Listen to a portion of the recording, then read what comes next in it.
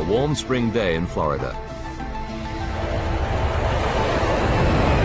And a passenger jet takes off, bound for Atlanta, Georgia. 110 people are on board.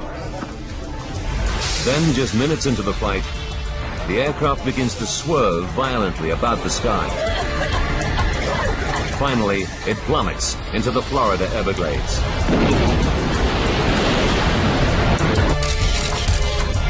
The wreckage all but disappears into the alligator-infested swamp. The cause is a total mystery. Now, using advanced computer simulation, we reveal the facts behind one of America's most baffling air crashes and show exactly what went wrong on Flight 592. Disasters don't just happen, they're the result of a chain of critical events.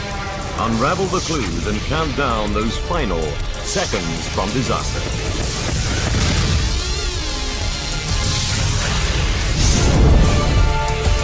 Investigators now know the critical chain of events that led to the crash of Flight 592.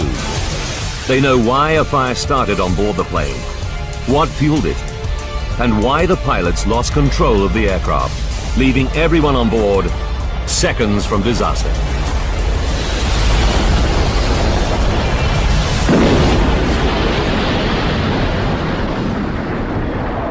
May 11th, 1996. 1 hour to disaster. A Sabertech driver pulls up at gate G2 at Miami International Airport with Valujet cargo for Flight 592. Inside the boxes are 144 out-of-date oxygen generators, loosely packed. A ramp agent places them around a large airplane tire.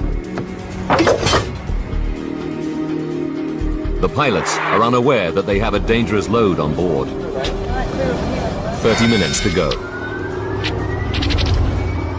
As the plane taxis to the runway, the loose packing and unsecured cargo jolts one of the generators into action. It begins to heat up. 11 minutes to disaster. The plane taxis to its takeoff position. In the hold, the surface of the metal generator gets hotter and hotter. Soon, the heat ignites the cardboard box and bubble wrap, and the blaze begins. 10 minutes to disaster. Flight 592 takes off from Miami Airport. Even though the hold is airtight, the fire is now blazing fiercely, sustained by the oxygen produced by the generators. 3.5 minutes to go. The sound heard by the crew is one of the tires in the hold bursting, just as it did in the lab test. The battery charger's kicking in. We're losing everything. The battery charger can't help the stricken jet, as the fire is consuming everything in its path, including the control cables that run to the rear of the plane. Captain Kubek begins to lose control of the aircraft. Temperatures in the hold have now reached more than 1,650 degrees Celsius.